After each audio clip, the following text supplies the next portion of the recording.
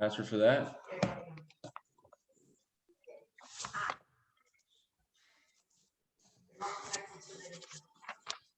Because you have to turn on the Wi-Fi. Okay, guys, come on. Okay. Let me get back to my Zoom.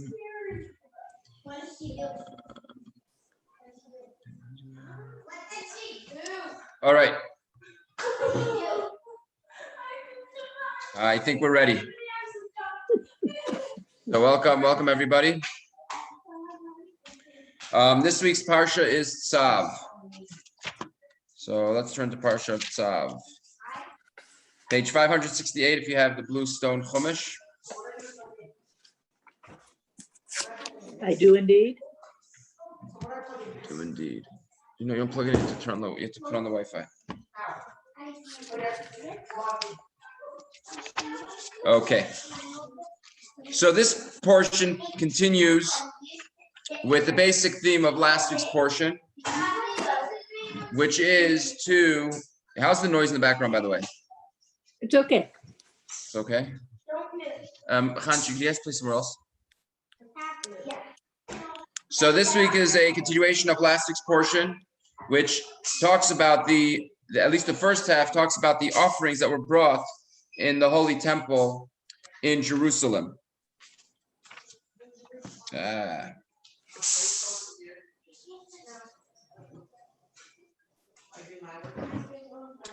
Okay. So what is it? What do we begin with? Let's begin the portion on page 568. Vayidaber Hashem al Moshe. Hashem spoke to Moshe saying, command Aaron and his son saying, this is the law of the elevation offering. It is the elevation offering that stays on the flame on the altar all night until the morning, and the fire of the altar should remain aflame on it. The Kohen shall don his fitted linen tunic, and he shall don linen breeches on his flesh. He shall separate the ash of what the fire consumed of the elevation offering on the altar and place it next to the altar. He shall remove his garments, not other garments. He shall remove the ash, the outside of the camp, to a pure place. The fire in the altar shall remain burning on it. It shall not be extinguished. And the Kohen shall kindle wood upon every morning. He shall prepare the elevation offering upon it, and shall cause the fats, the peace offerings, to go up in smoke upon it.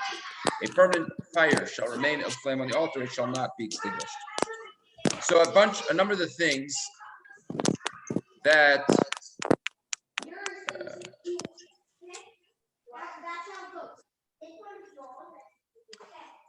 so the main thing over here that it's talking about is the removing of the ash every single morning, but it includes a lot of the laws that was part of the very first rituals in the temple, in the Holy Temple, every single morning.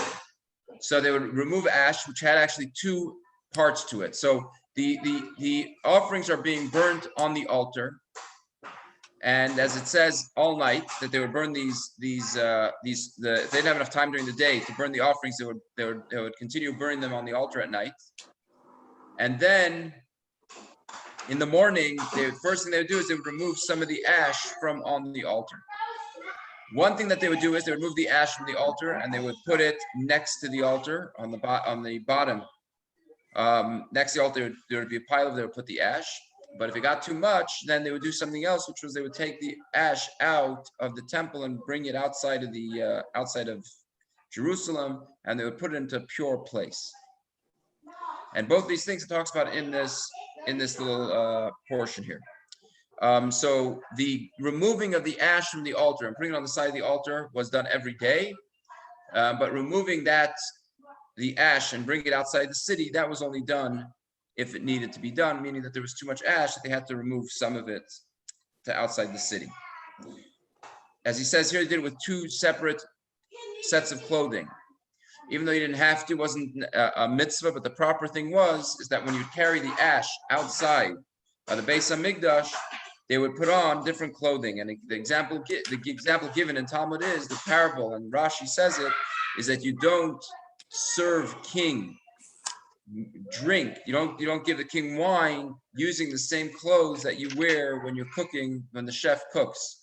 So when he actually serves the king, he wears different clothing than when he cooks. So the same thing is that when you move the ash, he puts on different clothing. Another thing that it talks about here is the fire that had to be constantly burning on the altar. The fire had to constantly be burning. And it's actually one of the 613 mitzvot, part of the negative commandments, that we're not allowed to extinguish that fire. It mentions this fire 3 or 4 times, and there's an argument how many fires there were. The accepted opinion is that there was 3 fires on the altar constantly. One was for the offerings. Another one they used to bring coal into the inner altar for the incense, and the third fire was just there to burn, so that they should have a fire constantly burning. On Yom Kippur, they would add a 4th fire. And that's why the verse mentions 3 or 4 times the fire burning. Yeah, just in Yom Kippur, they would add that 4th fire. And one more thing, it says that every day they had to bring up wood. Part of the service every morning, when they would start bringing the daily offering, they would have to bring up more wood. It was also a part of the service to bring up more wood onto the altar for the fire. Here's a few insights in what we just learned.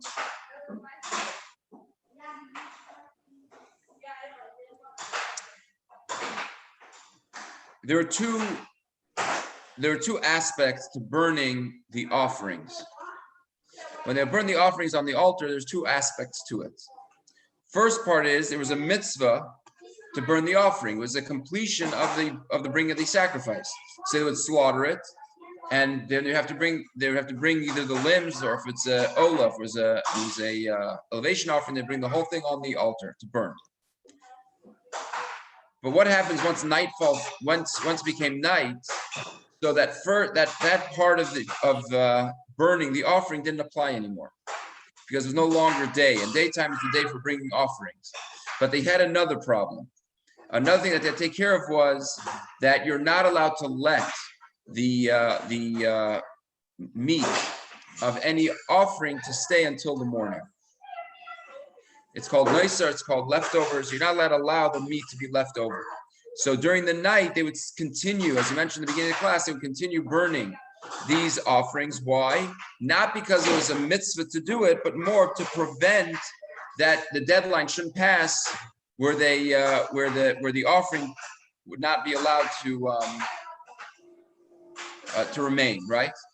And the same thing the Rebbe says is in our service of Hashem. We have that which we do, and that which we do just not to prevent the negative. But here's the fascinating thing. When was the mitzvah to burn the offerings? That was during the day. And the mitzvah not to prevent the offerings from remaining, that was at night.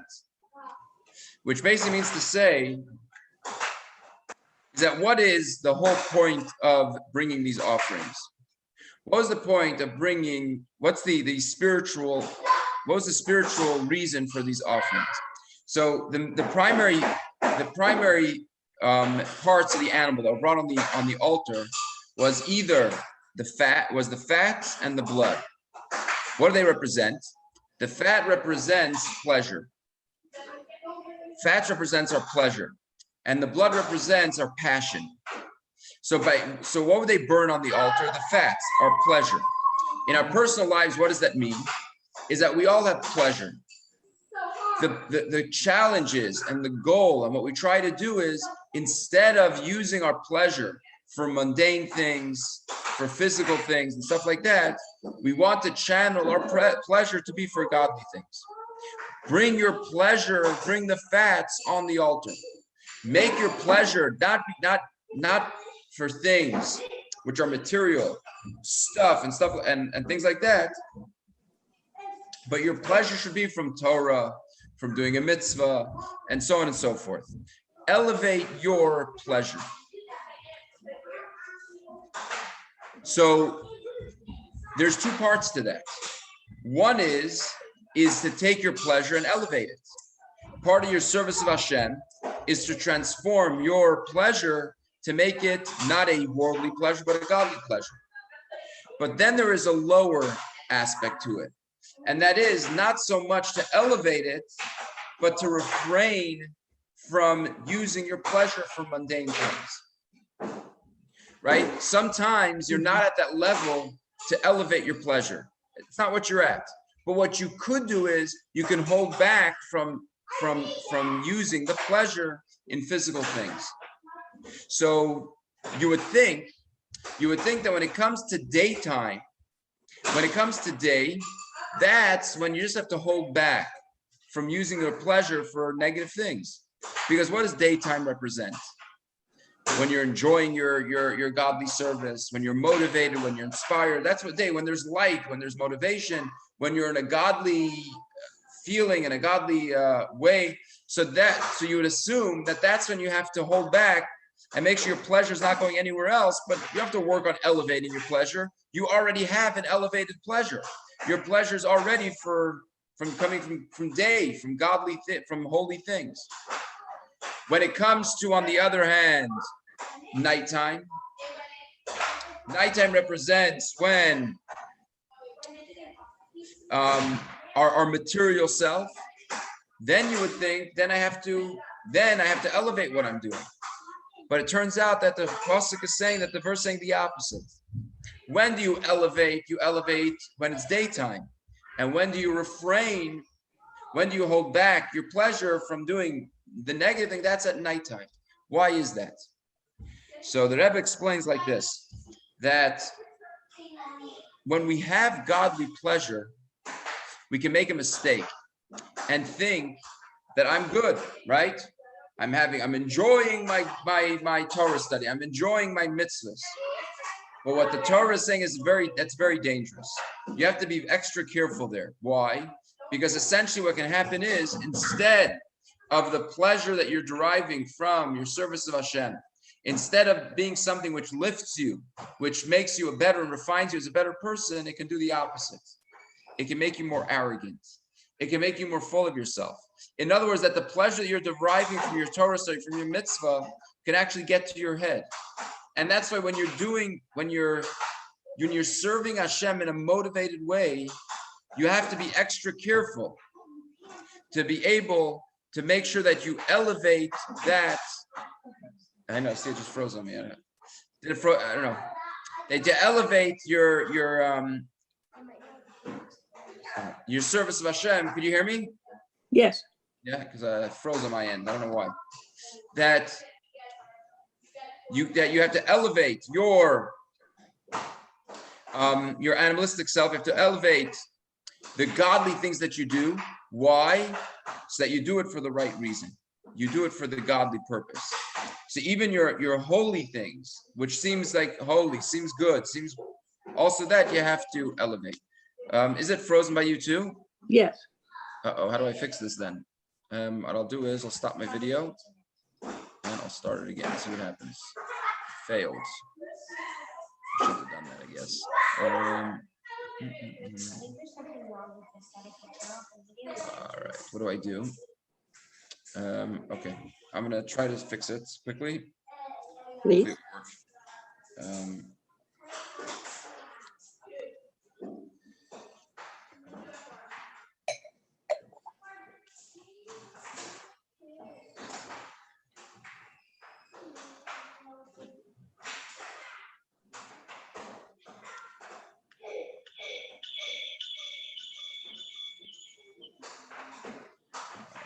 Now,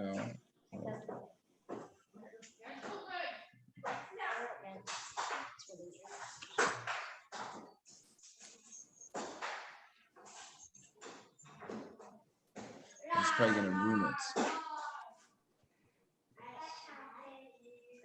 All right. I hope it's still going. Put this up here. A second.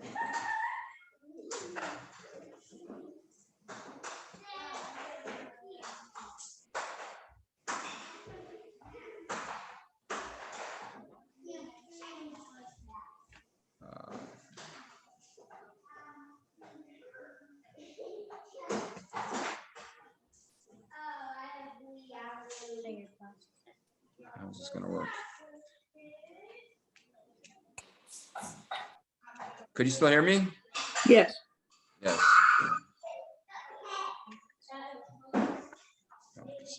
Perfect. All right.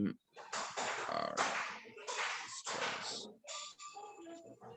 And then, how do I make sure? All right. Am I on the main you're screen back. here? Yes, I'm back. you're back. All right. So I just changed a little bit. Change devices. Hopefully this will work. Okay. So. All right. Okay.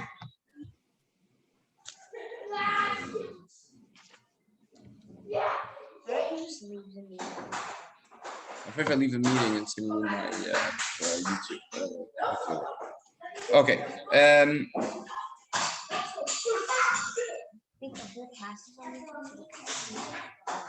Yeah.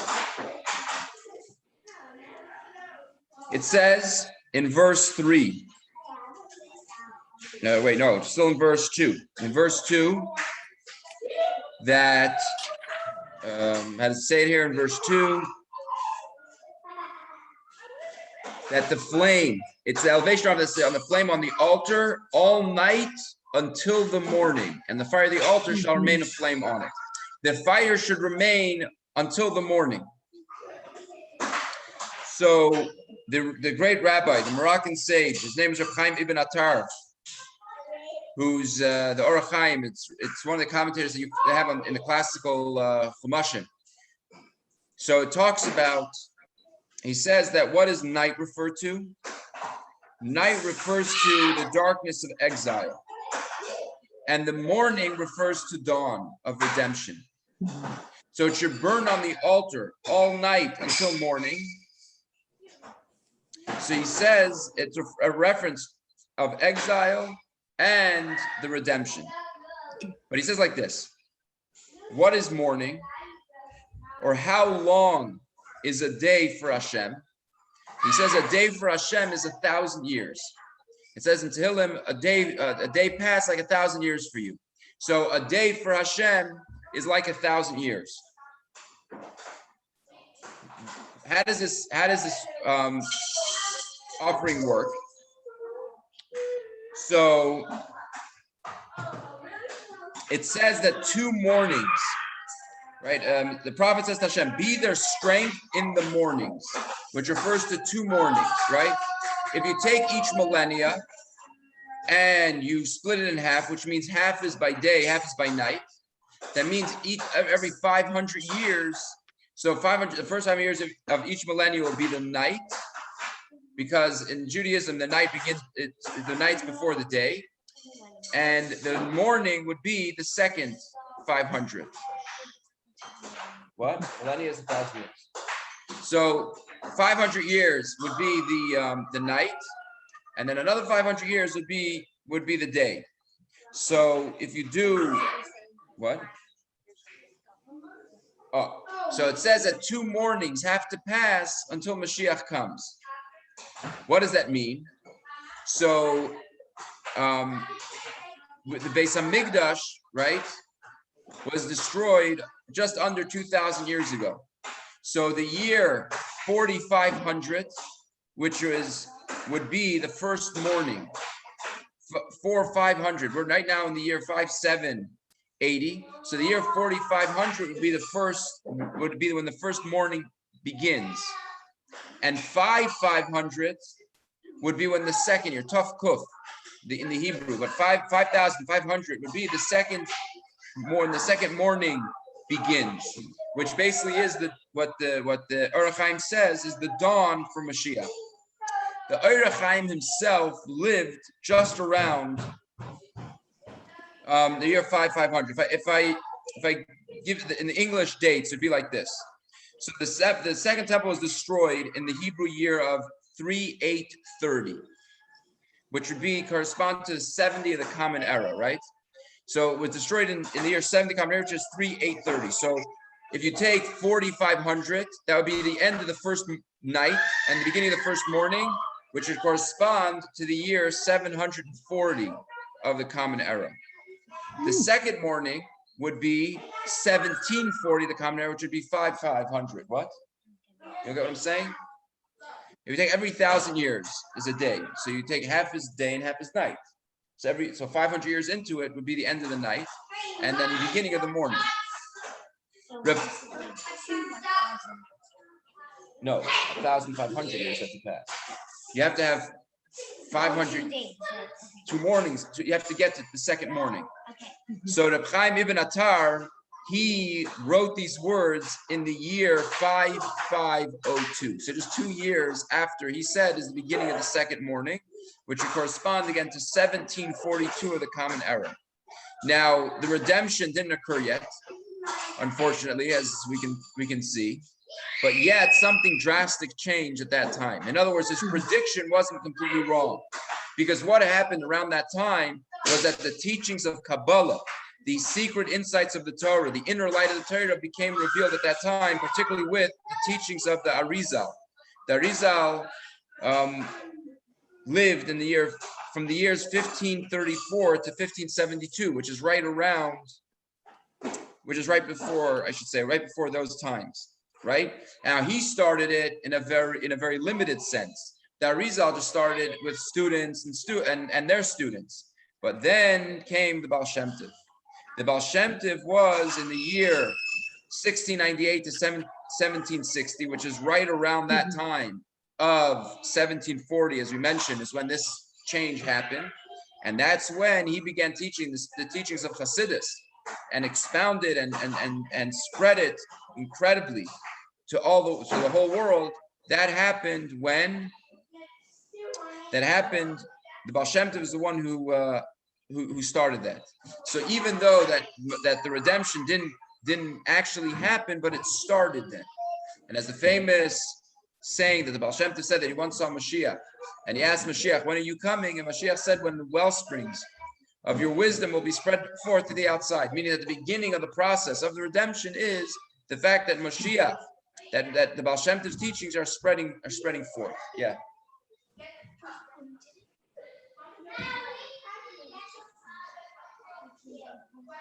He's always before the Baal Shem Tov. Yeah. What?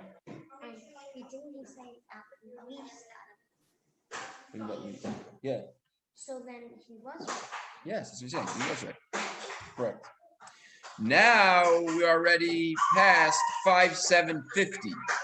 5750, which was correspond to 1990, right? Now is already not just are we in the morning, we're already past noon. Because if you take now the 1,000 years and you split it up into 4 parts, right? So half it would be 500 years would be the end of the night, but 250 years later would be noontime. So not only did morning begin, but morning already ended. Now we're already in high noon. We're already past noon. And therefore, the Rebbe says is that if the Chaim Ibn Attar, back in the year of 1740, it said that Mashiach is already coming.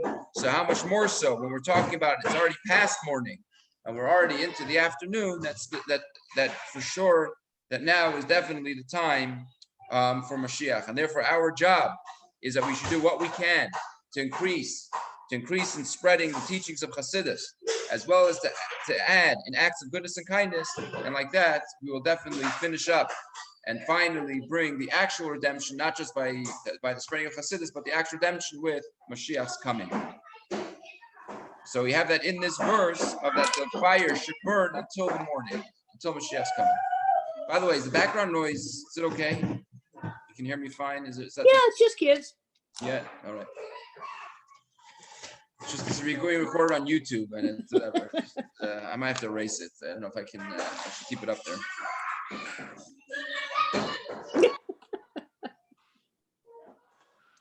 All right.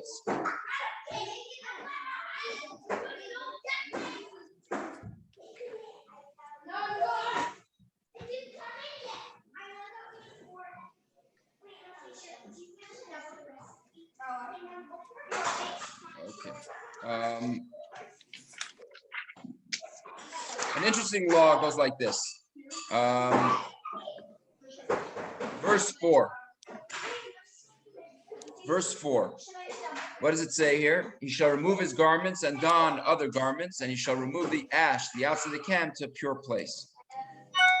There was one unique thing about, the clothing, that they would take the ash outside the temple. We mentioned before that there's two things, that they would take it off of the altar, put it on the side of the altar, and then they would take the ash and they would take it outside the temple.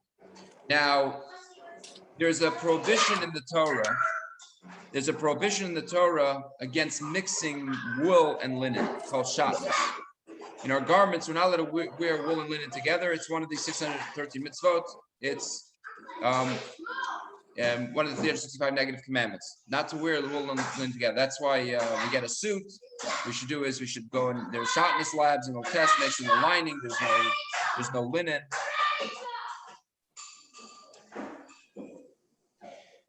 But when it came to removing, so the belt that the Kohen wore was a mixture of wool and linen. If you look at the description in the past weeks of Tzav and Passover Haggadah, where it describes the clothing of the priests, the sash, the belt that they wore actually had a mixture of wool and linen. But the belt that they wore, that the priests wore when they took the ash outside the city, was only linen. It didn't have a mixture of wool and linen anymore. It was just plain linen, just like the rest of his garments. What does this tell us? So there's two ways of understanding. What? Why? But everything in the Beis Hamikdash is wool and linen. The clothing in the Beis Hamikdash is wool and linen. But how's that allowed? So there's two ways of understanding this prohibition of mixing wool and linen, right? One way of understanding it is that it's negative, right? You can have two components, and you mix it together, and it's dangerous, right? Let's say, for instance, you have two household chemicals. Each one on its own is safe, right? But if you're going to mix them, if you mix them together, it can make it deadly, right? The fumes of this mixture of ammonia and bleach. You put it together, that could be a deadly, a dangerous scent, a dangerous emission, right? It comes out of those mixing those chemicals together. So that's in a negative way. You take two things, you mix it, and that combination causes a dangerous combination. But it could also be the opposite. You could also have the opposite. You can have that when you mix two things together, it's not that it's negative, but it's too positive. It's too strong. So I don't know if a good example. Maybe a good example might be dealing with a nuclear plant, for instance. So why do you have all these precautions and everything when it comes to a nuclear plant? Is because the energy is so strong that if you're not gonna work with it properly, it can be destructive. So over here, what's going on? It's because it's so powerful. That's why you have to be so careful with it, because it's so strong. It's the same thing as in emotions, by the way, right? The love, for instance. You have to be careful with love, because if it's misused, it can be the most dangerous thing. Not because love is negative, but because it's so powerful. And so if you misuse love, it can actually be abusive, and it can be very dangerous. It can be manipulative. It can be very harmful. No, it's for Pesach. They can be very. Oops. And that's why. If that's mommy. There's a lot of contraptions going on here. Okay. So. More. Okay, so that's the idea of. Okay, that's the idea of the mixture could be so potent, so powerful, that you have to be careful with it. And that's why not everybody can deal with it. Not everybody can touch it. Not everybody can work with it. Right? You have to go with the proper gear. You have to go with the proper thing. And the same thing you could say about shatnez, about the mixture of wool and linen. The mixture of wool and linen, you have that same issue. That you can say that it's not because it's not because they're both negative, but the opposite. When you combine them both, it makes such a powerful It makes such a powerful energy that you have to be careful how it's used. And therefore what? Therefore, the regular person should not wear shatnez because it can be dangerous. It's too powerful. But the Kohen and the Beis Hamikdash, that's not a problem, right? They can wear it. Why? Because they have the proper gear, the proper holiness in order to channel that holiness. What happens when they're removing the ash? So over there, they're doing the most mundane of the works, where they're taking the ash and they're removing it to outside the temple. And when they do that, they also have to wear only linen, because then they're doing a work which, even for the level of the holy temple, it's also too mundane, and they have to wear just linen because the mixture could also be dangerous. That's why there's that wool. That's why when in the Beis Hamikdash they would wear wool and linen together. But when they would take the ash outside, they would only wear linen. Why only linen? Why not? Because all the other clothes of the Kohen was linen. He wore linen. There's the only thing that was wool was what was in the belt. But his shirt was linen, his hat was linen. No, just the belt. Just the belt. Yeah. And the Kohen Gadol is different, but for the regular Kohen, just the, yeah. So then what was the thing that he would take out for ash? It would just be linen when we had no wool in it. Just the linen belt. So he has two belts? What was that? He has two different belts? Yeah. Oh. All right. Let's skip to the end. Do a couple more things because we're actually running late for. I don't know if we're gonna run out of time. The end of the portion from Revi, from chapter 8. Chapter 8, which would be on what page here? 583. 580. You're 580, 581, correct. So it takes on a different discussion. The first half talks about, like we said, the offerings and the different offerings that they brought, different laws about the offerings. But now it talks about the 7-day preparation for the holy temple. Now they prepared for the consecrating the Mishkan, the tabernacle in the desert. It took 7 days to do that. And it begins from, again, beginning of chapter 8. It talks about how they would do that.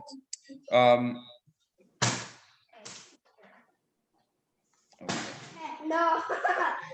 What we find is like this. It's a whole different set of offerings that they would bring in order to for this called Miluyim, in order to consecrate the temple. It would be a whole different set of offerings than they would regularly bring. Not only that, it describes in the Torah, in Tanakh, when they built the Beis Hamikdash in Jerusalem, they also had a different whole set of offerings that they brought based on prophets. It was a whole different types of offerings that they brought. And it says the same thing when Mashiach comes, there's going to be the Miluyim, which is also written in the prophets.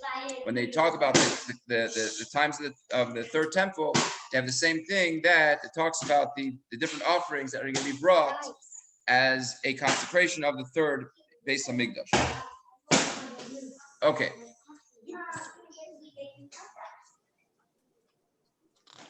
Let's turn to the very end.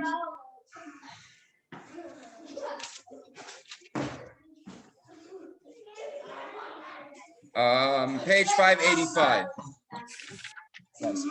Yankee, everybody, okay? Everybody hears what you're saying. Okay, so please go upstairs and talk.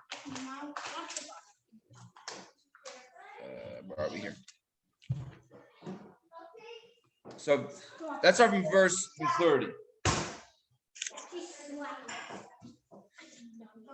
Moses, verse 30 on page 585. Moses took from the oil of anointment and some of the blood that was on the altar, and he sprinkled upon Aaron and his vestments, and upon his sons, and upon the vestments of his sons who were with him. Thus he sacrificed Aaron and his vestments and his sons, and the vestments of his sons with him. Moses said to Aaron and his sons, cook the flesh at the entrance of the tent of meeting, and there you shall eat it, and the bread the bread that is in the basket of the inauguration offerings, I commanded, saying, Aaron and his sons shall eat it, and whatever is left over of the flesh of the and of the bread you shall burn in the fire. You shall not leave the entrance of the tent meeting for 7 days, until the day when your days of inauguration are completed, for you shall be inaugurated for a 7-day period. And it continues on verse 34, as he did on this day, so Hashem had commanded to be done to provide atonement for you. At the entrance of the meeting shall you dwell day and night for a 7-day period. And you shall protect Hashem's charge that you will not die, for so have I been commanded. Aaron and his sons carried out all the matters that Hashem commanded through Moses. So number one, it took 7 days.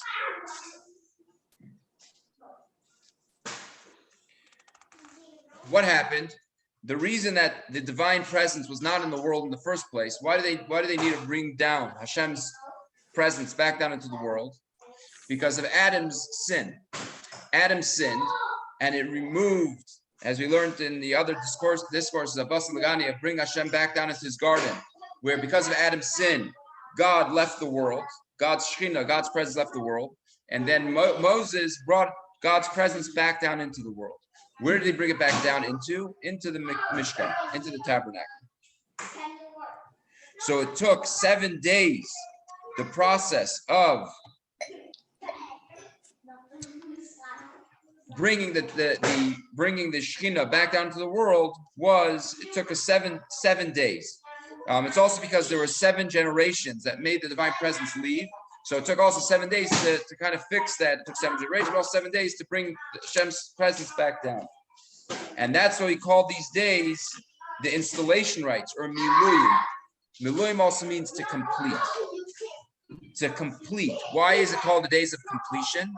Because we're completing that which they begun in the times of Adam. That's which Abraham began. Or not Adam, because Adam was the one who made the divine presence leave. But when Abraham brought down miluyim, it's completing that which he started. So basically, the whole process from Abraham and Isaac and Jacob, they're all bringing the Shekhinah, the divine presence, back down to the world. Where is it completed? In these 7 days. But at the same time, what they brought down was even greater than was before.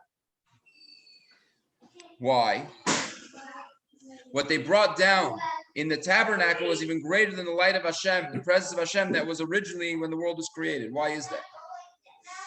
Because Adam, because of the sins of the people, they made the divine presence leave. So in order to bring it back, you need something stronger than what made it leave. Because if you only have equal strength, then how do you counteract what went wrong? As an example, right? Anything.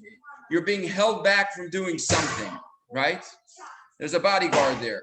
So something chased you out. How do you get back in there? You need more strength to overcome that which is holding you back. So it's not enough the light that was there originally when Adam was in the garden. To bring back that original light is not going to work if you only have the original light and the original strength. Because how are you going to overcome the darkness that it caused?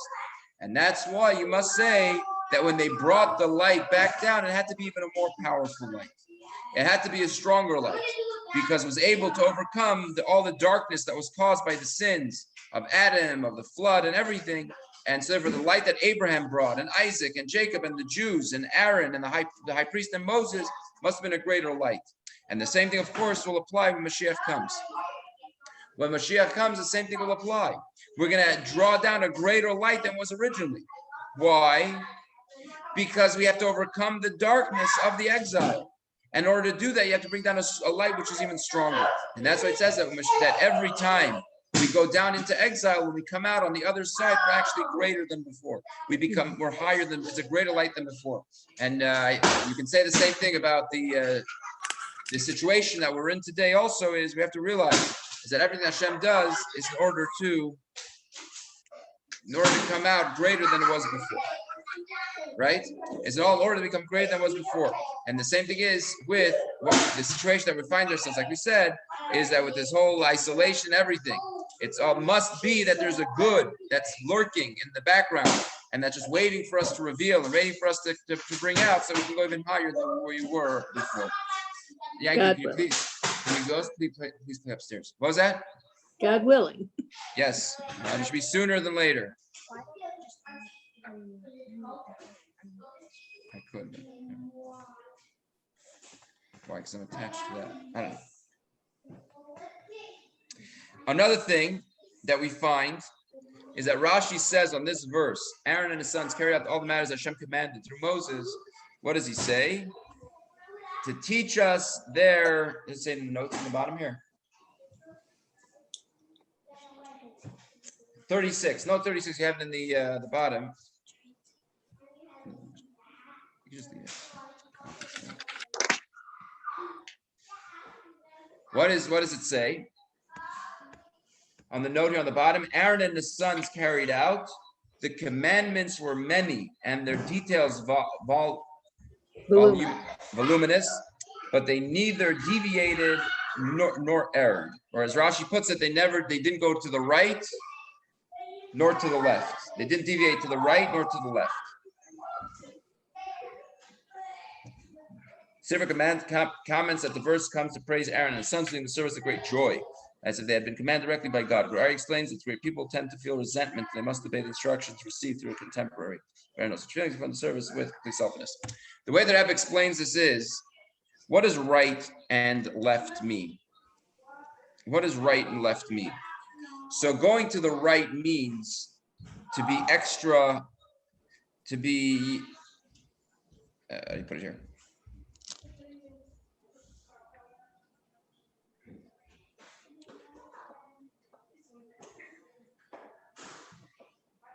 So first of all, he says like this. King Solomon says that no wrongdoing, how does he put it? That no wrongdoing shall befall the righteous. Now we're talking about no wrongdoing shall befall the righteous. We're not just talking about sin, because if they're truly righteous, as the Alter Rebbe says in Tanya, then they're not attracted to sin. So it must be something more subtle than that. So what it means is that they must be so attuned to godliness, right, that they don't even deviate in right, in wrong, in the good. They don't even deviate there. And that's a lesson that he says over here, that they did exactly like Hashem said. Because what happens? When you have a lot of details, as the commentary said, the Gur Ari said over here, when you have a lot of details, so a lot of times what we do is we end up focusing on the big stuff, or the big parts. That's important. But the little details, what does I miss? This little detail, that little detail. Big deal. And that was the praise of Aaron and his sons, that they didn't deviate at all. They didn't deviate at all means that even those little minor details, they also kept. Even the little minor details, they also made sure not to deviate. Not just the big issues and the big deals, but also the minor stuff, so to speak. And that's also what he means, that they didn't deviate to the right nor to the left. The right would mean to increase in holiness. When you're going more to the right, you mean to increase in holiness, which means they didn't increase in holiness more than God said. They did exactly what God said. They didn't increase anything more. They didn't add to anything that Hashem wanted. And the same thing is the opposite. They didn't go to the left, which is protection. Left represents gvura, strength, which means protecting yourself from negative influences. So when it came to the left also, they didn't add any stringencies, they didn't try to extra protect themselves. They kept exactly to what Hashem said. Why not? Because they wanted to do exactly like Hashem wanted. On their level of righteousness, they followed exactly what Hashem wanted. They didn't have to go more stringent. They didn't have to go more holy. They were able to do exactly what Hashem wanted. But for us, the Rebbe says you have to be more careful. Not when they're a tzaddik like that. Not in the Beis Hamikdash, because then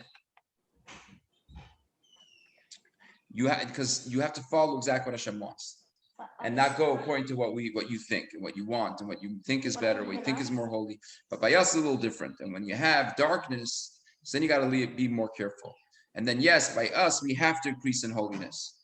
We have to, within you're in the Beis Hamikdash and you're on the level of Aaron and his sons over there, then you can follow exactly But in our case, we have to be extra holy and extra careful. And that's why we have all these rabbinical commandments, and we have all these customs and everything that we have to be extra careful with. Why? Because these are the things that protect us from transgressing, God forbid, even worse things.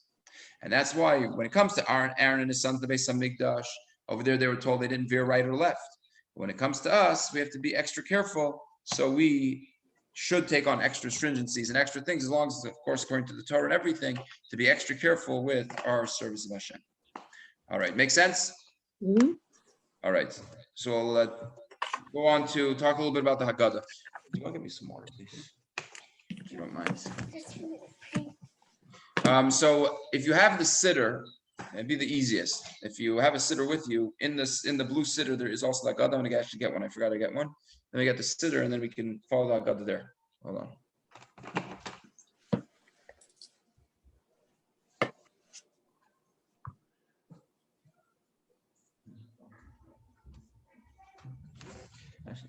Actually, give me a water bottle back. Yeah.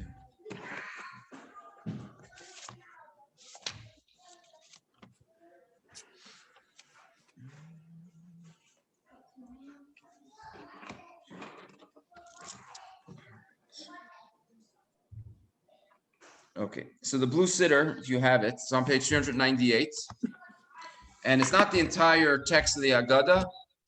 What it is this Shabbos is called the Great Shabbos, the large Shabbos, the Great Shabbos, because it's the Shabbos before Pesach. There's various reasons for it. One of the main reasons is because the rabbis would give these major speeches. So it's called the Big Great Shabbos. And so we're going to so we say part of the Haggadah on Shabbos because of a miracle that happened, the Shabbos before Pesach. So on page 398, it has, when is Pesach? Pesach is going to be on April 8th. April 8th. It's going to be on Wednesday. Wednesday night is the first Seder. Oh, I thought it was Thursday night because there's an ear of Tafshin, which means. Oh, but I. Make everything on Wednesday. Right, that doesn't make sense because if it was Thursday night, I know Monday. Correct. Okay. Again, this doesn't have the whole entire thing. It has mainly the main part of the Magid, of the telling of the story.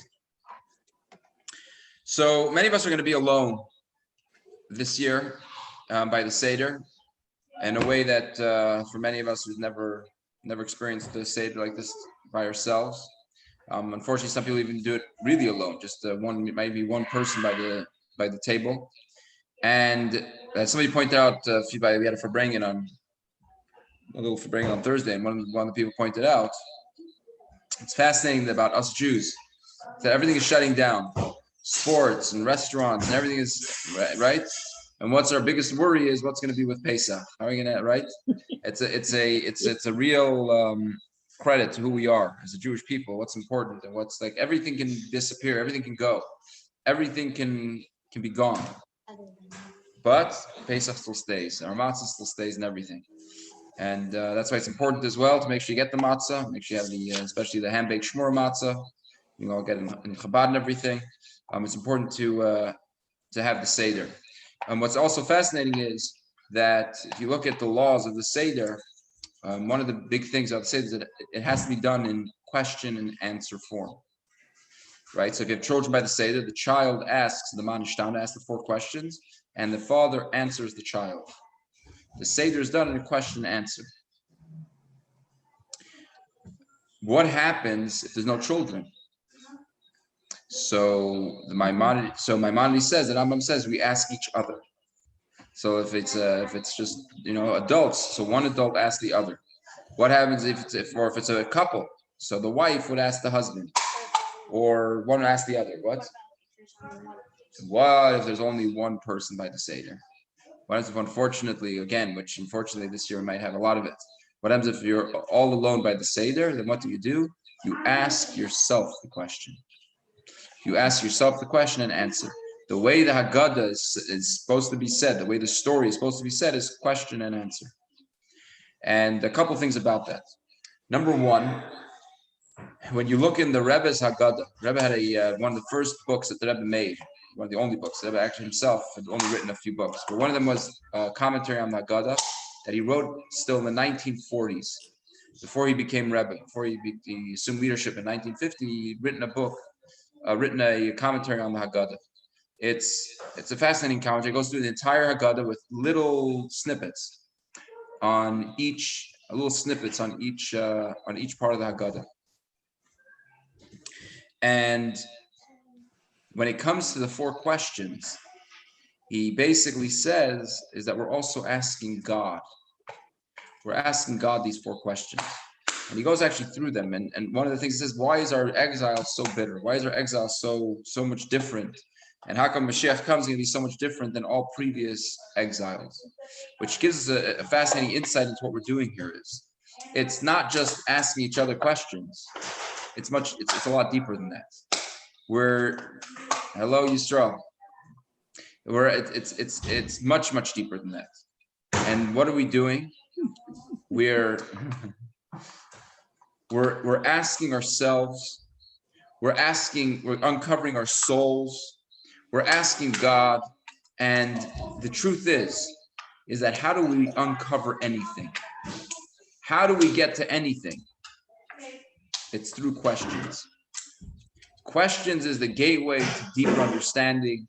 Questions the gateway to better understanding of ourselves, especially existential questions. Why are we here? What's my purpose? These are the questions that lift us up, that make us better people, that make us, even in the very beginning. What happened with Avraham Avinu? The first Jew, what was the first thing he did? He asked questions. Who made this thing? Who made me? Who created everything? But that was the gateway. That was the stepping stone, whatever you want to call it, the opening to start the Jewish people by recognizing Hashem. It all began with a bunch of questions. And that's what the Haggadah is. We got to ask. We got to ask questions. And you have the 4 sons asking different types of questions. You have the wise son asking a wise question, the wicked son asking a rebellious question. You have, or the rebellious son asking a rebellious question. You have the simple son asking a question, and the other one doesn't even know how to ask. And each one of them we have to bring out and answer.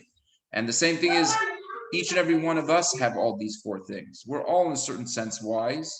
And there's also each and every one of us, I think we could say, have a rebellious side to us, a wicked side, so to speak. We also have a side that is simple. And then we also have the part that we don't even know what to ask. We don't even know what to say. And each one, by the say, we have to address each part of ourselves, not just the different kinds of kids, but in ourselves as well. Yeah.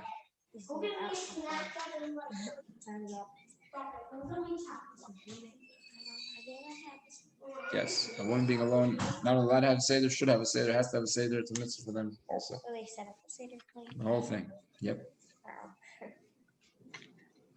And that reminds me of a story I just heard. Is that Rabbi Jacobson, the famous Chabad speaker, Rabbi Yosef Jacobson, said another rabbi had met up with him, and he talked about being these secluded seders, and he said that he had spoken somewhere. And after his talk, one of the women came over to him, and Rabbi Jacobson said that I was supposed to have Pesach with my children. She was divorced, and they shared custody with her ex. And Pesach, she was supposed to be with her. The kids were supposed to come, and she had prepared and cleaned the house and brought all the things and everything. And including, she told all her friends about it. She's all excited that her kids are coming. Anyway, a few hours before the holiday, her ex calls her, whatever reason, she didn't say, I don't know what the reason is, but he couldn't bring the kids over. And they're not coming for Pesach. She was devastated. She had prepared so much for this. She had worked so hard on it. Not only that, she had bragged to all her friends about it. Now what? Right? She unbrags. What's she going to do now? She was so embarrassed that she said, I couldn't even go to my friends and ask to go to I couldn't even go to my parents, my family. I was too embarrassed. So I did the Seder alone. She said it was my most bitter Seder ever. I cried through the whole thing. It was, and so she asked Rabbi Jacobson, did I do the right thing about making a Seder? And Rabbi Jacobson said, I want to tell you a story. He says that when it was 1988, and for many, many years, basically, like a little bit of history, about history, the Rebbe would have a seder with his father-in-law, the previous Rebbe. So in 1950, his father-in-law passed away. So they continued having the seder in his mother-in-law's house, in his father in the Rebbe's house with his mother-in-law would host it, and he would be there. His brother-in-law, the Rashag, would be there, and they would invite a bunch of Hasidim would be there. My father, for instance, remembers that when he was a boy in yeshiva, he would quickly do the seder, and they would run back to join the Rebbe's seder to hear the end of it. The Bachrim, the boys weren't invited to the seder, but what they do is they make a quick one, and they would come back, they rush back to be able to at least participate as much as they could in the Rebbe's seder. My father has some stories about that. The Rebbe was pregnant. What? Like the Rebbe was already married and he was That was a married, yes. So this continued until his mother-in-law passed away in 1970, I think it was, right? 71. What happened after that? So after that, even though the Rebbe was a leader of thousands, tens of thousands, I don't know how many Hasidim around the world, and how many Hasidim in New York and everything, and the Rebbe could have had a seder, could have had a half a New York bais. I mean, could have had tens of thousands of people by a seder. For whatever reason, the Rebbe chose a seder together with his wife, with the Rebbetzin, and that's what they did till 1988. In 1988, she passed away. So it came Pesach. It was the night of Pesach, and there was a family that worked in the Rebbe's house. The last name was Halberstam, Chesed, and I can't remember, forgetting her name right now, which is pretty famous. Anyway, so this Halberstam couple, he would work in the Rebbe's house. She said to her son, Ari Halberstam, Ari Halberstam was about 10, 11 years old at that time. And unfortunately, he's famous for that just a few years later, when they had the Brooklyn Bridge shooting. There was a van, if you remember it, there was a van driving on the Brooklyn Bridge, but the Rebbe was in the hospital then in 1993, I think it was, 1994, and an Arab terrorist opened fire at them, and he was killed. This Ari Halberstam was shot, and he was killed. He was then about 13, 14 years old, 15 years old. He was very young. And he's actually my older brother's class. So she sent this Ari Halberstam to invite the Rebbe to her Seder. Yeah, lady. So they lived down the block from 770. So it was down the block where the Rebbe was living. And so he went to the Rebbe to invite him for the Seder. And the Rebbe declined. But he said, make sure to go over to your mother and say thank you from me for the invitation. But he declined. He says he's going to have it alone. And so Rabbi Jacobson said that maybe the Rebbe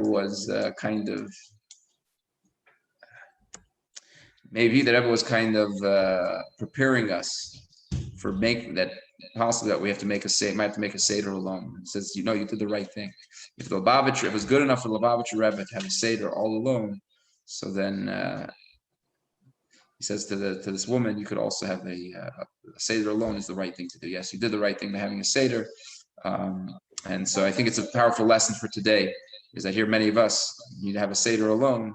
If it was good enough for the Lubavitcher Rebbe, it should be good enough for each and every one of us, so we can have a meaningful seder, even if it's in quarantine, even if it's a much smaller crowd than we expected.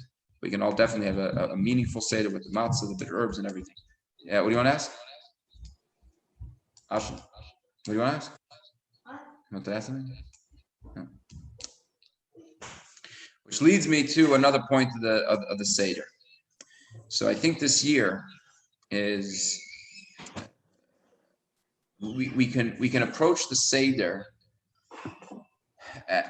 like in spite of what's going on. With everything that's happening. So let's be positive. It's not what's happening is let's try to make the Seder meaningful.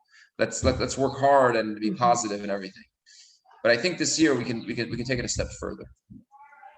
Possibly we can take the time to reflect in a completely different way when we have the Seder in the Haggadah. What I mean by that is, how about we open up the Haggadah and we start asking ourselves, it's all about asking and answering, asking us, what does the Haggadah say to us, to me, in today's situation. I read the Haggadah the way I was last year, the way I was the year before, and it was very meaningful. But in a certain sense, I felt very free a year ago. I felt very free 2 years ago, 3 years ago. Slavery, we were in exile and everything, but we still, we have a comfortable house, we got a family, we have food and all these wonderful stuff. This is a different Seder this year. Different Seder. And the question really becomes so what could the Seder tell me about today?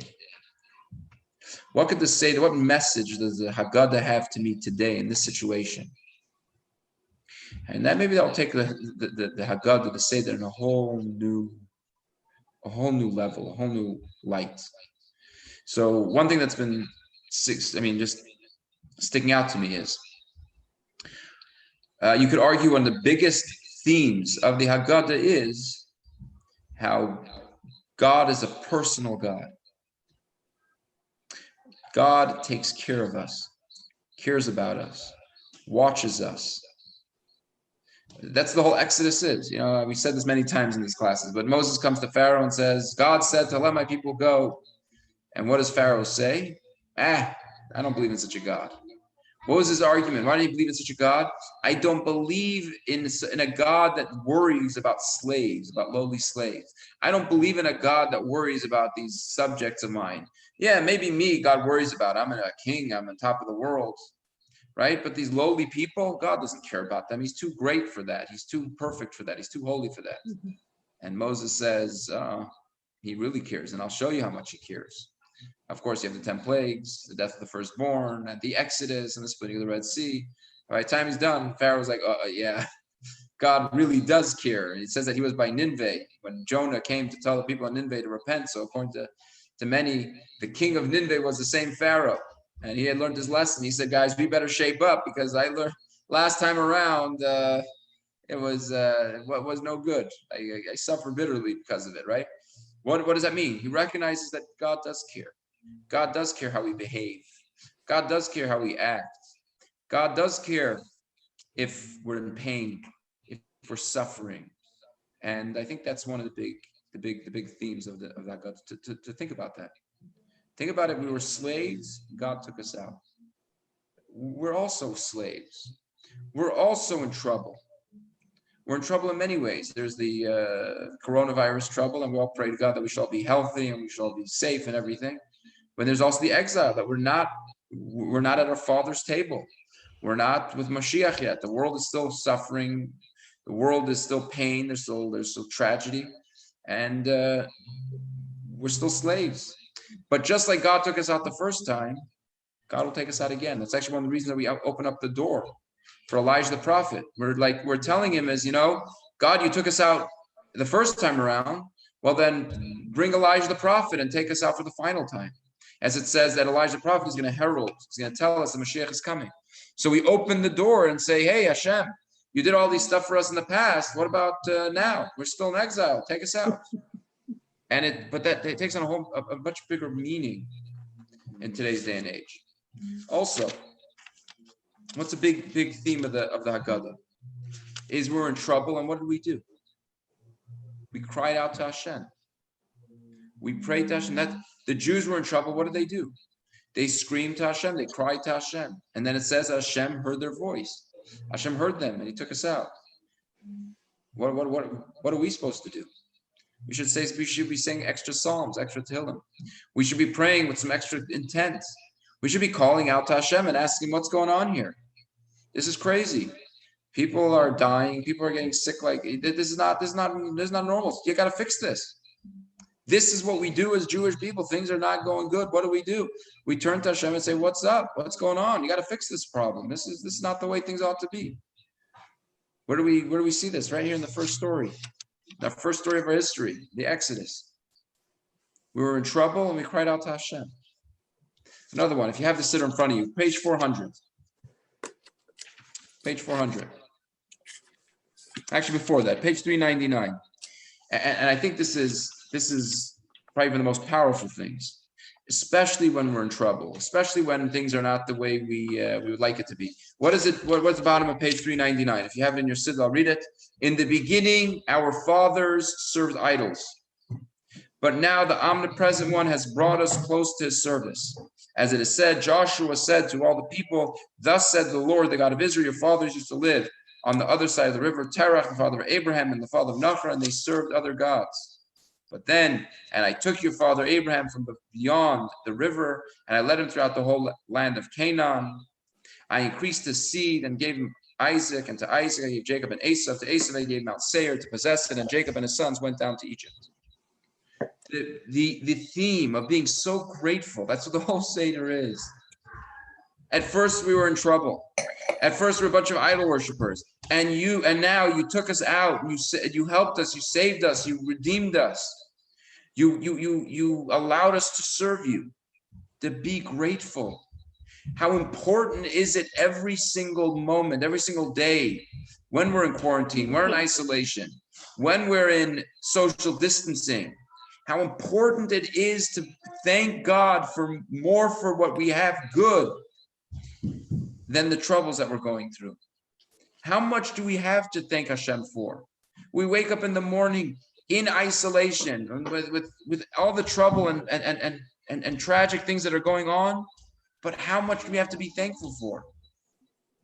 To be alive, that we have food, that we have health, that we have family, that we have communication that we couldn't have in the past. We have sanitary conditions, where we have bathrooms in our homes that we can keep, clean and safe, as opposed to the way it was back in. How much, just go through our day, how much we have to be thankful for. Be grateful. That's the whole Dayenu that we finish off with the at least in this part of the Haggadah, page 405, right? All the Dayenus. If you only did this, it would have been enough. If you only did that, it would have been enough. How many Dayenus could we say in our day? If only I woke up in the morning. If only the food that you get, all those things, just Dayenu, that itself would have been enough for me to thank you.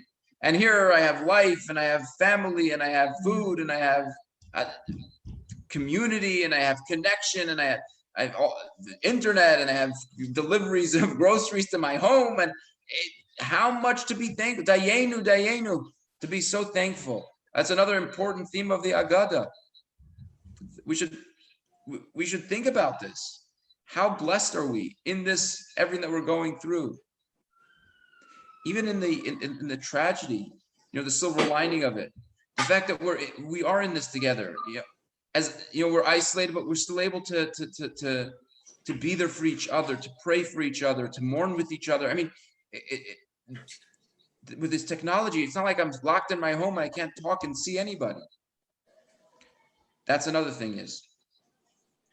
But here's another point, and I think which is also very powerful. Page 400. Continue where we're holding. Page 400. What is this next paragraph? The third paragraph. Blessed is he who keeps his promise to Israel. Blessed be he. For the who keeps his promise to Israel. Blessed be he. For the Holy One. Blessed be calculated the end of the bondage, in order to do as he had said to our father Abraham, and the covenant between the portions, as it is said. And he said to Abraham, you shall know that your seed will be strangers in a land that is not theirs, and they'll enslave them and make them suffer for 400 years. But I shall also judge the nation whom they shall serve, and after that they will come out with great wealth. The promise that Hashem promises. Hello, Robert. Welcome. Good evening, Rabbi. Good evening. And then we continue with the song. And actually, in the actual Haggadah, we lift our cup, we cover the matzah, we lift our cup, and we sing the V'hi sheyamda laviseinu, V'hi sheyamda. This is what has stood by our fathers and us. For not just one alone has risen against us to destroy us, but in every generation they rise against us to destroy us, and the Holy One, blessed be He, saves us from their hand. This is what has stood by our fathers and us. To me, it seems that with anti-Semitism, which is, in a sense, more direct to what this paragraph is talking about, it kind of forced us to, hello, Michael. It kind of forced us to how do you say this? To remember that covenant that Hashem gave us. In other words, when things are really bad with anti-Semitism and everything, what they say is that, unfortunately for many, it seems that anti-Semitism has kept us Jewish, right? That's what's incredible about America today, is how we're staying Jewish even without anti-Semitism, which is an incredible thing. Because for most of our history, it seems that it was anti-Semitism that really kept us Jewish. They persecute us and we would stick up for our values, for who we were. So in those times, there was a lot of positivity. It's fascinating how that the positivity was good. So we're Mila doing a little bit of Haggadah for all the ones that joined us. So a little insights into Haggadah here, but particularly the way the situation that we find ourselves in today, in the social distancing and isolation. So it's just fascinating to think about how the Jews are being led to gas chambers and they're singing Ani Ma'amid Be'emunah Shlema, I believe with complete faith in the coming of Mashiach, which leads us to a different discussion, which I'm not sure we're going to right now, but the one of the also big things of themes of the Seder is how we're free people. We are free people. We're by definition free people. Once God took us out of Egypt, we can never become slaves again. As the Rebbe Rashab and the Friedrich famously said, our bodies, the enemies can do what they want to our bodies. That they can control.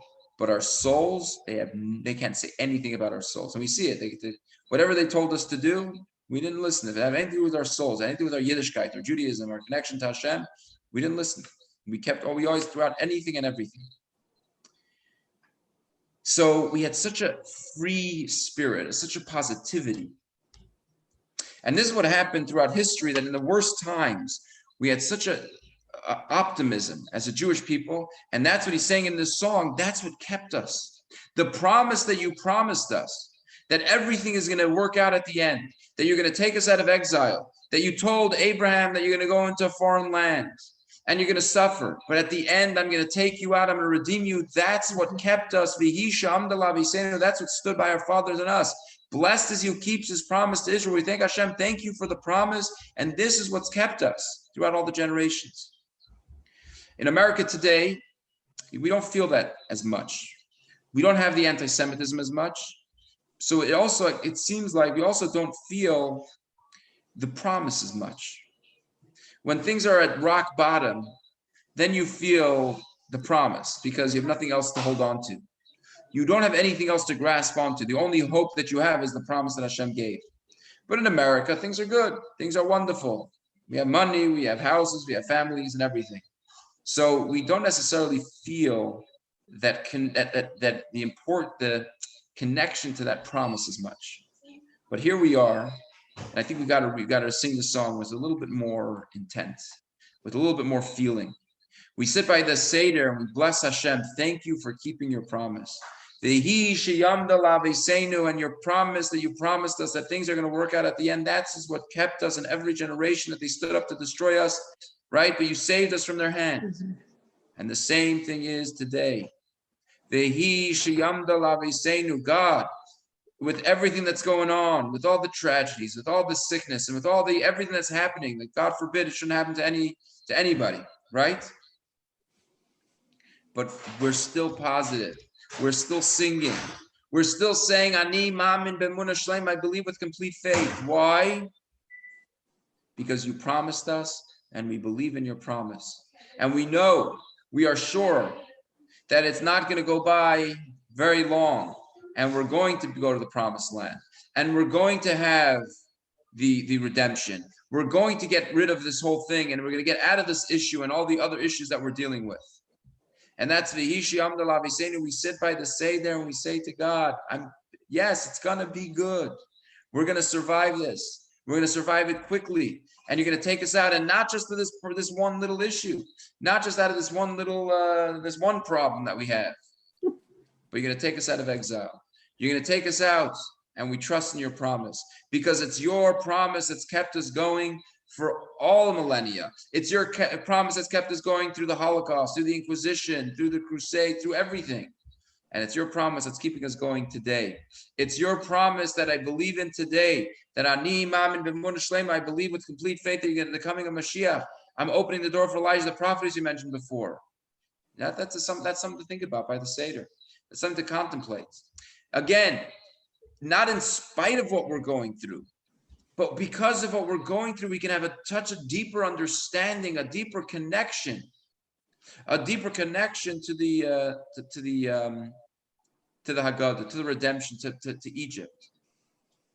Almost like we say also we conclude, that's not in here, but later on we say B'chol dar v'dar. At the end of Magid, at the end of saying the story of the Haggadah, we say in every generation we have to look at ourselves as if we're going out of Egypt. Because we are going out of Egypt today. We have our Egypt today. We have what is holding us back. We have what's holding us back, right? But in every generation we go out of Egypt, meaning every single day, every single moment. Why? Because I am free. You promised us, you took us out then, and you promised you to take. I'm a free person. Nothing can take me down. Nothing can break my spirit. Things can break my body. God forbid, I shouldn't say that. My retirement and everything, that can things can happen to that I'm not in control of. That I can't control. But what I could control, and what nobody can break, not anti-Semitism and not the coronavirus. It cannot break my faith. It cannot break my hope. And we're going to sit at the Seder, and that's what we're going to say. We're going to say it to ourselves. We're going to say it to our families. We're going to say it to Hashem. We're going to say it to the world. That no matter where we were as Jews and where we are as Jews, no matter what happens to us or anything is, nothing can bring us down. Why?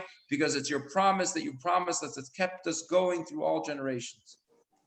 That's a whole different way of experiencing the Haggadah. And I think it's very important when we do experience that, when we do go through the Haggadah, is to think about this. When we're alone, when it's only me and my husband or me and my wife, or it's only me alone, there's nobody else there. I'm going to eat the matzah and I'm going to remember your promise. And I'm going to jump out of my seat. I'm going to do a little dance, maybe, right? Do a little dance to thank Hashem, sing a song. Thank you, Hashem, for your promise. And I trust in your promise. I believe in your promise. And I'm sure of it. I am positive that we're going to be good. It's going to work out well. And we're going to get out of this better than we went into it. And Mashiach is coming, and he's almost here, and he's going to be here quicker than we can even imagine. That's what our Pesach Seder is going to look like. Make sense? Does. Makes sense. Any questions on that?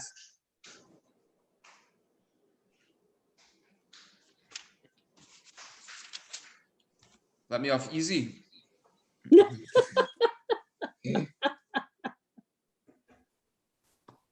Right. Page 402.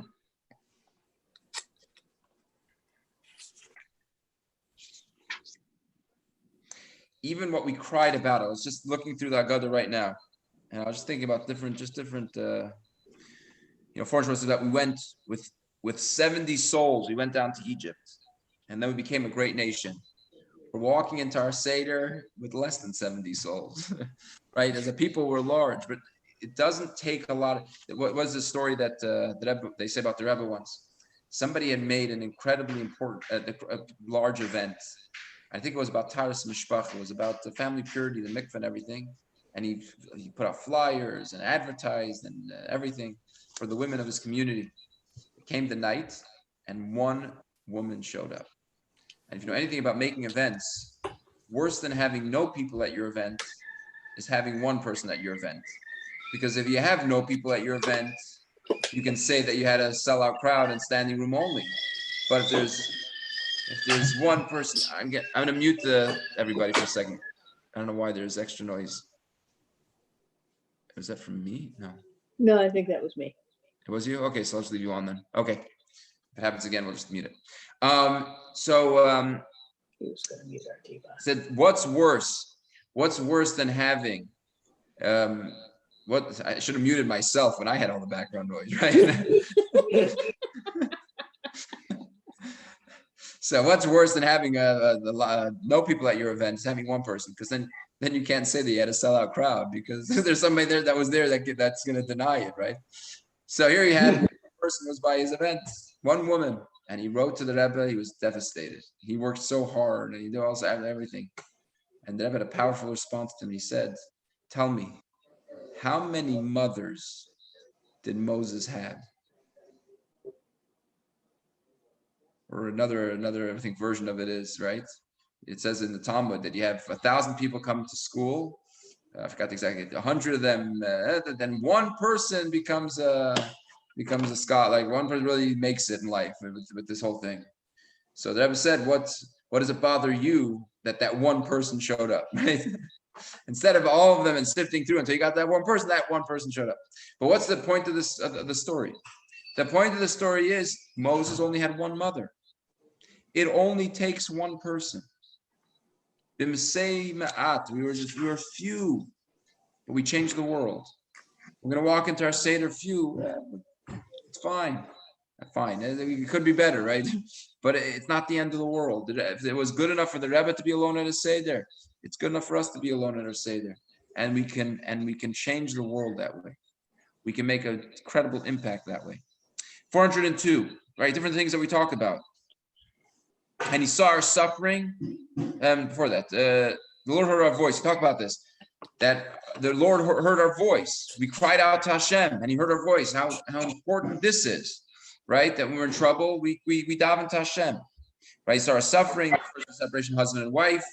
Our labor, this refers to children, and our oppression, this refers to the pressure. We can relate to this a little bit today. Unfortunately, they say that the domestic violence cases have skyrocketed since this whole social distancing thing, and it's really scary. It's a really scary thing, right? People that have these things, and when it's not a joke, it's a real thing. A lot of us are dealing with kids on our hands a lot more than we, right? So for many, it's a blessing, and for many, it's difficult, and it's very difficult. And all these things, right? So of course, God forbid to compare it to what was going on in Egypt and everything, but these are things that we can think about. That things are not so easy. But what happens at the end? At the bottom of this page, the Lord took us out of Egypt with a strong hand and outstretched arm, with great manifestations and with signs and wonders. And what does he continue? The Lord took us out of Egypt not through an angel, not through a seraph, not through a messenger. The Holy One, blessed be He, did it in His glory by Himself. And it goes through all the verses to choose in the end. And I, not a messenger, I, the Lord, it is I, and none other. Who took us out of Egypt? God Himself. No messenger, no angel, no seraph. It was Him Himself. And as the Rebbe said, why did God Himself need to do it? Because what God was doing was He was doing opposite things at the same time. He was doing the impossible. He was doing two opposite things. On the one hand, he was afflicting the Egyptians, and at the same time, he was saving the Jews, which is two complete opposite things at the exact same moment. And when God has to do two opposites at the same moment, so he has to do it with his essence, not because nobody else can do opposites except for God Himself. But the idea, of course, is that the same thing is here we are sitting by our Seder, and what are we saying? We're not talking about angels here. We're not talking about messengers. We're not talking about seraphim or whatever, all those other things that he says here, right? This is God Himself. God Himself listening into what I'm saying. God Himself about to come down, as Rashi says in Deuteronomy, He's going to gather us, the exiles, hand by hand. One of my friends pointed out that maybe that's why we're all alone now, because God is now going to go and assemble us and gather us in, each one by the hand, one by one. God is going to gather us in. No angel, no sir. It's going to be Him Himself. Think about that by the Seder, right? God Himself is going to be doing this. And then, as we also said, the Dayenus, how important it is to thank God for everything that's going on. We have 5 more minutes. Does anybody want to give another insight that maybe you can share what you maybe thought of? The Haggadah that gives us a little bit more insight to what we're going through. Anybody want to give a shot? I talked so much, somebody else get a chance once in a while.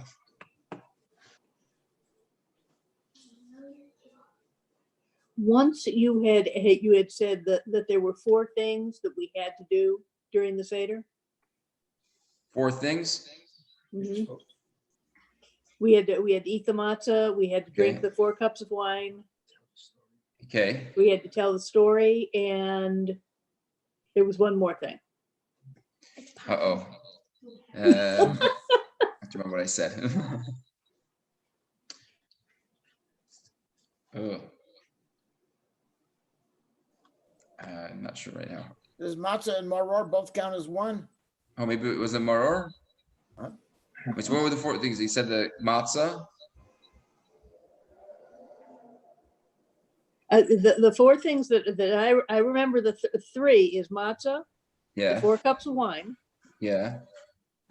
So maybe it's the maror. Maybe the maror. Maybe he's right. Story. and tell the story. We have to tell the story. It could be the bitter herbs, maybe. Maybe. Maybe it's that. Maybe it's the maror, the bitter herbs. Or maybe asking the questions. That's a possibility. Okay. Actually, I say this in my Pesach class every time, but if anybody remembers the answer to this is, what is the most important item? What's the most important thing by the Seder? What would you say? What is the most important thing by the Seder? Eating the matzah. Eating the matzah? I'm not sure, but I'm thinking so. It's a good thought. The most important thing by the Seder is the people sitting by the Seder. The matzah didn't make it out of Egypt. The bitter herbs didn't make it out of Egypt. We And made the it. story didn't. It was me and you that made it out of Egypt. Amen. So if we're sitting by the Seder, we're already 99% there. Now I got to do the next 1%, which is, to do the rituals as well. Just showing up is the most important thing. And everybody always say is that there's the 5th child.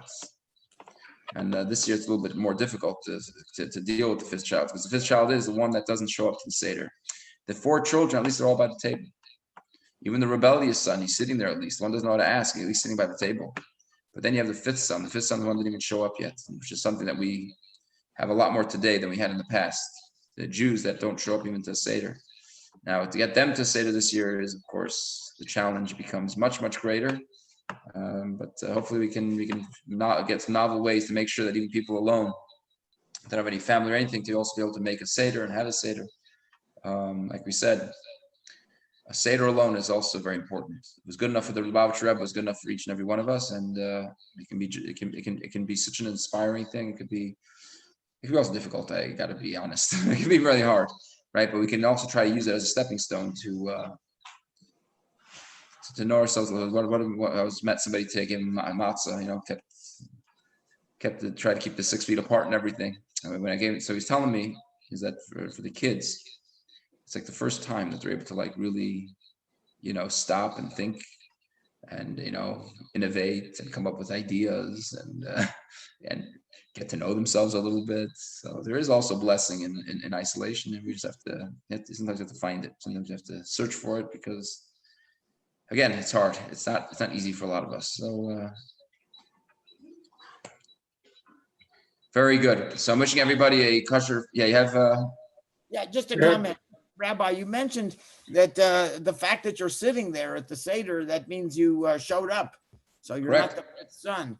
So That's then it. I was just thinking that you mentioned sitting there, and that actually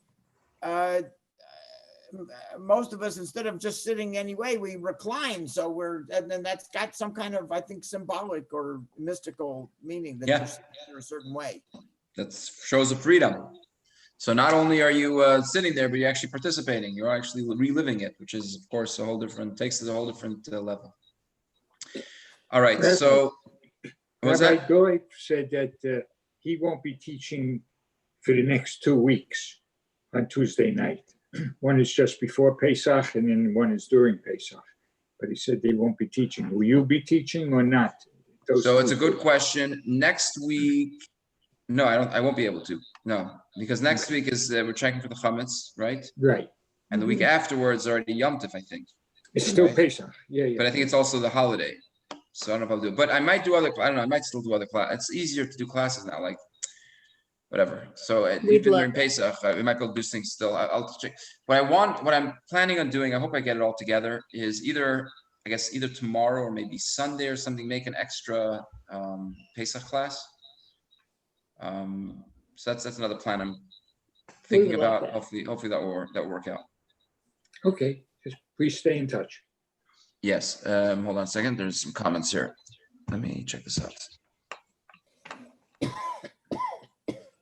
Is the burning of chametz not happening at the shul? I don't think it is. You have to call the shul to find out. You couldn't do it in your house, as long as you do it in a safe way. It's not very difficult, but if you need any tips of how to burn your chametz, I can kind of let you know. But yeah, I'm not sure if they're doing it in the shul.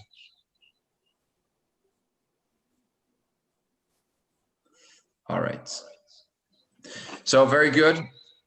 Thank you all for joining, and we'll see you, God willing, sooner than later, and hopefully also in person as opposed just to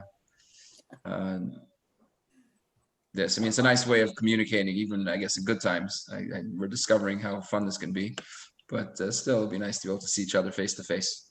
Thank you. Kosher Rabbi. V'echa Pesach for everybody. It is. Make sure to get the matzah and everything, and should all be Thank healthy. you, Rabbi. Good night, everybody. Yeah, we should all hear good news and all be healthy. Thank you, Us, our Rabbi. families, and all of us. All right. Good night. Good night, Oh, Adam. One more thing. I have Lila Tov. what was that? It said Robert and Betsy Lila Tov. Oh, yeah. So one more thing is that it's my birthday.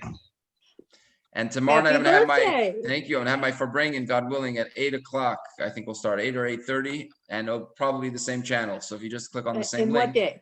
tomorrow night, Tomorrow night? Happy- Okay. so Yep. 8 or 8:30. I have to send it out exactly on the WhatsApp group. I don't know why I didn't decide yet, but I'll send out an email as well.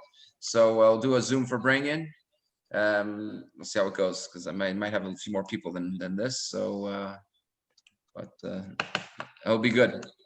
Mazel right. tov. Thing is, Happy nobody birthday, will have to Rabbi. drive home. That's the thing. We can drink as much as I want. There's no DUIing anymore. I can really party. I can get rid of all the chametz. Amen. Amen. It's even a mitzvah. You're getting rid of the chametz. All right. Thank you all. Good Thank night, you, Rabbi. Rabbi. Good night, Yeah, good Ashley. night. Yeah. Say good night. I think that's Ashley. Don't say names. You're not sure. Just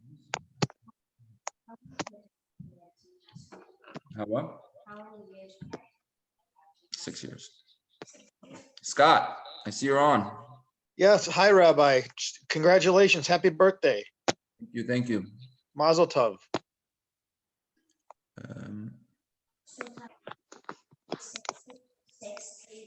Happy birthday. I'll see you tomorrow, Rabbi. Thank you. You'll be on the Farbrengen? I'd love to. All right. See you then. Okay, thank you. Tom, so he had 6 Pesach Seders alone? What was that? He had 6 Pesach Seders alone? Or just one?